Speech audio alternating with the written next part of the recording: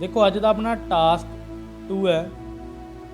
Some people think that more money should be spent on protecting endangered species while others think it is a waste of valuable money. What is your opinion? कहते कि कुछ लोग सोचते आ कि जिहड़ा पैसा वा ਉਹ खतरे विच ने जिहड़ियां स्पीशीज़ उन्हां नूं बचाउण दे उत्ते लगाउणा चाहीदा वा। बट कुछ लोग सोचते आ कि जिहड़ा पैसा वा जे आपां उन्हां ते लवावांगे उन्हां ते लगावांगे तो साडे सारे दा सारा पैसा खराब हो जाए। तो तुहाडा ओपीनियन क्या? What is your opinion? ये टास्क है जिहड़ा ये आपां both view and give your opinion वाला टास्क है साडा। पहला बॉडी पैराग्राफ एक ओपीनियन, दूसरा बॉडी पैराग्राफ दूसरा ओपीनियन, तीसरा बॉडी पैराग्राफ आपका अपना ओपीनियन। ठीक है ना? एक इंट्रोडक्शन शिखर के उत्ते लिख देनी, एक एंड दे विच तुसीं लिख देना दा रिजल्ट। हुण स्टार्टिंग करदे इहदे विच की लिखना आपां। जिहड़ी तां अपनी इंट्रोडक्शन होगी उसकी स्टार्टिंग हो जूगी इंडेंजर्ड स्पीशीज़ के रिलेटेड आपां कोई वर्ड लगावांगे। ठीक है ना? आपां इहदे विच लगा सकते हैं स्पीशीज़ नाउ डेज ना। हाँ, स्पीशीज़ तो स्टार्ट करेंगे कि species which are at the verge of extinction. ठीक है? ਜਿਹੜੀਆਂ कि एक्सटिंक्शन की कगार ते खड़ियां ने स्पीशीज़। वर्ज एट द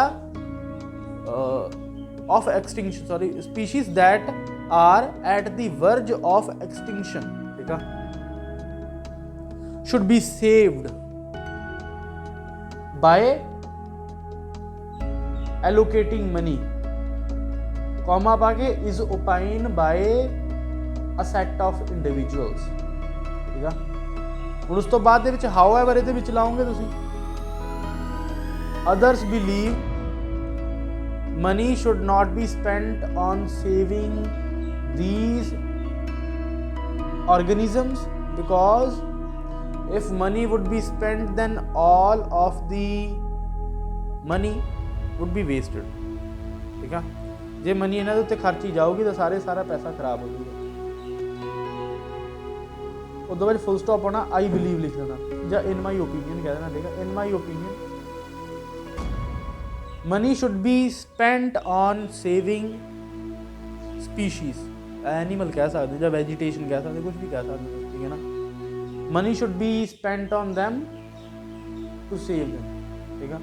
बड़े एक सिंपल जिहा बोलिया। हुण इहदे विच जिहड़े तुसीं अपने सिनोनिम्स लगाउणे तुसीं अपने हिसाब नाल लगाउणे आ, बट जिहड़ियां लाइन्स ने हिसाब नाल बनाउणीਆਂ ने कि ਜਿਹੜੇ ਅੱਜ ਕੱਲ੍ਹ ਸਪੀਸ਼ੀਜ਼ ਨੇ ਉਹ ਮਰਨ ਦੀ ਕਗਾਰ 'ਤੇ ਖੜੀਆਂ ਨੇ, ਕਈ ਐਨੀਮਲ ਸਪੀਸ਼ੀਜ਼, ਅਤੇ ਉਹਨਾਂ ਨੂੰ ਬਚਾਉਣਾ ਚਾਹੀਦਾ। ਉਹਨਾਂ ਦੇ ਉੱਤੇ ਪੈਸੇ ਖਰਚ ਕਰਕੇ ਕੁਛ ਲੋਕਾਂ ਦਾ ਵਿਚਾਰ ਆ ਇਹ। ਜਦ ਕਿ ਕੁਛ ਦੂਸਰੇ ਲੋਕ ਸੋਚਦੇ ਆ ਕਿ ਜੇ ਉਹਨਾਂ ਨੂੰ ਬਚਾਇਆ ਜਾਊਗਾ ਤਾਂ ਸਾਡਾ ਸਾਰਾ ਰੁਪਈਆ ਖਰਾਬ ਹੋ ਜਾਊਗਾ, ਕਿਉਂਕਿ ਉਹਨਾਂ ਨੂੰ ਬਚਾਉਣ ਦੇ ਨਾਲ ਸਾਨੂੰ ਕੋਈ ਪ੍ਰੋਫਿਟ ਨਹੀਂ ਹੁੰਦਾ ਹੈਗਾ।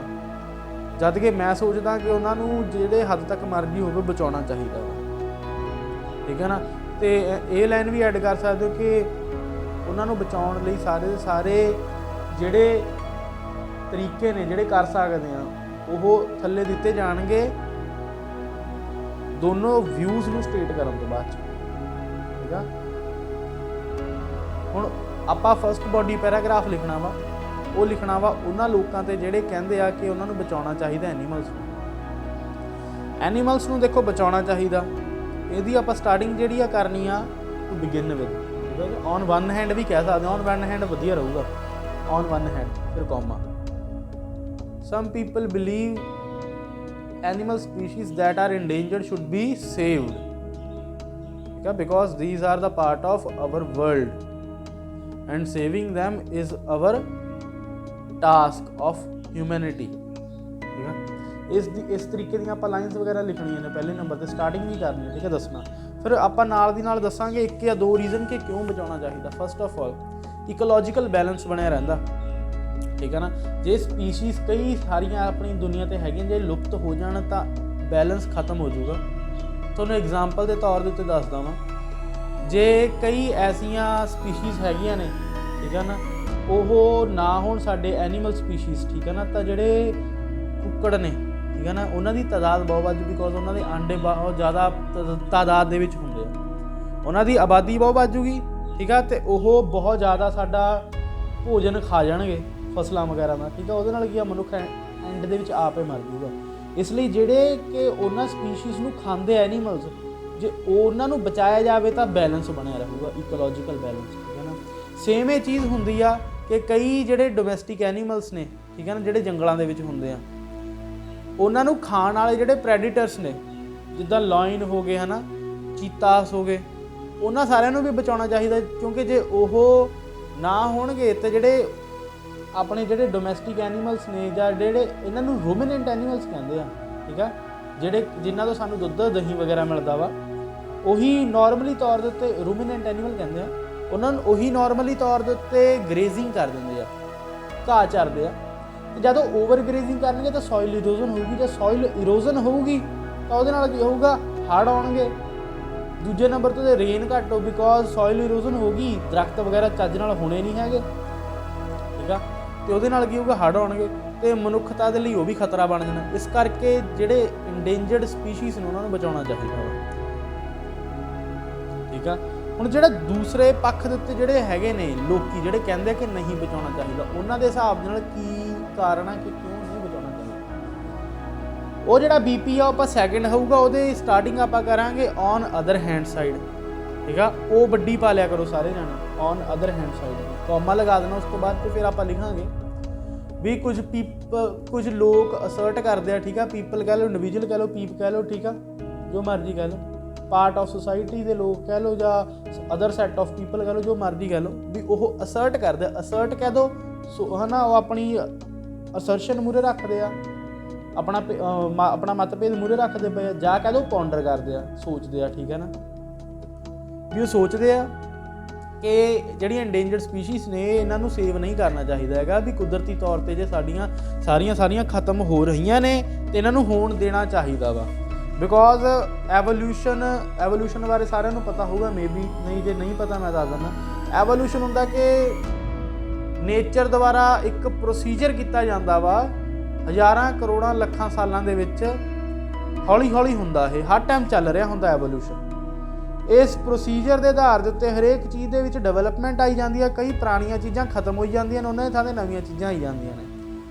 ਅਤੇ ਉਹ ਲੋਕਾਂ ਦਾ ਮੰਨਣਾ ਇਹ ਆ ਕਿ ਜਿਹੜਾ ਐਵੋਲਿਊਸ਼ਨ ਆ ਉਹਨੂੰ ਹੋਣ ਦੇਣਾ ਚਾਹੀਦਾ ਵਾ। ਜੇ ਕੋਈ ਸਪੀਸ਼ੀਜ਼ ਇੰਡੇਂਜਰਡ ਨੇ, ਬਾਅਦ 'ਚੋਂ ਐਕਸਟਿੰਕਟ ਵੀ ਹੋ ਜਾਂਦੀਆਂ ਨੇ, ਹੋਣ ਦੇਣੀਆਂ ਚਾਹੀਦੀਆਂ ਨੇ, ਬਿਕੋਜ਼ ਜਿਹੜੀਆਂ ਉਹ ਸਪੀਸ਼ੀਜ਼ ਨੇ ਜੋ ਧਰਤੀ ਦੇ ਉੱਤੇ ਰਹਿਣਗੀਆਂ ਤਾਂ ਉਹਨਾਂ ਦੇ ਹਿਸਾਬ ਨਾਲ, ਅਤੇ ਉਹ ਵੀ ਜ਼ਿਆਦਾ ਜਿਹੜੇ ਰਿਸੋਰਸਿਸ ਨੇ ਉਹਨਾਂ ਨੂੰ ਕੰਜ਼ਿਊਮ ਕਰਨਗੀਆਂ, ਅਤੇ ਉਹੀ ਹਿਊਮਨ ਰੇਸ ਆ ਜਿਹੜੀ ਉਹਦਾ ਜਿਹੜਾ ਟਾਈਮ ਆ ਉਹ ਲਿਮਿਟਡ ਹੋ ਜਾਊਗਾ।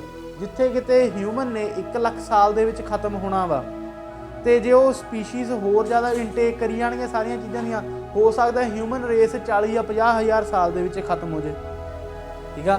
ਸੋ ਇਸ ਕਰਕੇ ਉਹ ਲੋਕ ਸੋਚਦੇ ਆ ਕਿ ਜਿਹੜੀਆਂ ਇੰਡੇਂਜਰਡ ਸਪੀਸ਼ੀਜ਼ ਨੇ ਉਹਨਾਂ ਨੂੰ ਖਤਮ ਹੋਣ ਦੇਣਾ ਚਾਹੀਦਾ। ਆਲਦੋ ਉਹ ਇਹ ਸੋਚਦੇ ਆ ਕਿ ਜਿਹੜੀਆਂ ਇੰਡੇਂਜਰਡ ਸਪੀਸ਼ੀਜ਼ ਨੇ ਉਹਨਾਂ ਨੂੰ ਬਚਾਉਣ ਤੋਂ ਜ਼ਿਆਦਾ ਜ਼ਰੂਰੀ ਕੰਮ ਸਾਡੇ ਕੋਲ ਹੋਰ ਹੈਗੇ ਨੇ, ਜਿਹੜੇ ਲੋਕਾਂ ਨੂੰ ਜੌਬ ਦੇਣਾ, ਭੁੱਖਿਆਂ ਨੂੰ ਖਾਣਾ ਦੇਣਾ, ਠੀਕ ਆ, ਆਪਣੀ ਹਰੇਕ ਛੋਟੀ ਤੋਂ ਛੋਟੀ, ਬੜੀ ਤੋਂ ਬੜੀ ਕੰਟਰੀ ਦੀ ਇਕੋਨਮੀ ਨੂੰ ਬਣਾਏ ਰੱਖਣਾ, ਟਰੇਡ ਜਾਰੀ ਰੱਖਣਾ, ਠੀਕ ਹੈ ਨਾ।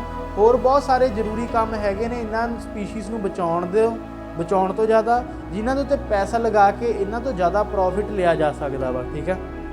ਇਹ ਸਾਰੀ ਆਪਣੇ ਹੈਗੇ ਨੇ 2 ਦੇ 2 ਪੁਆਇੰਟ। ਉਸ ਤੋਂ ਬਾਅਦ ਇੱਕ ਤੀਸਰਾ ਪੁਆਇੰਟ ਆਉਂਦਾ ਜਿਹਦਾ ਆਪਾਂ 3rd ਬੋਡੀ ਪੈਰਾਗ੍ਰਾਫ ਦੇ ਵਿੱਚ ਡਿਸਕਸ ਕਰਾਂਗੇ। ਹੁਣ ਉਸ ਬੋਡੀ ਪੈਰਾਗ੍ਰਾਫ ਦੇ ਵਿੱਚ ਆਪਾਂ ਲਿਖਾਂਗੇ ਆਪਣਾ ਅਪ ਦਾ ਓਪੀਨੀਅਨ। ਉਹਦੀ ਜਿਹੜੀ ਸਟਾਰਟਿੰਗ ਆ ਇਨ ਮਾਈ ਪਰਸਪੈਕਟਿਵ ਤੋਂ ਕਰਾਂਗੇ।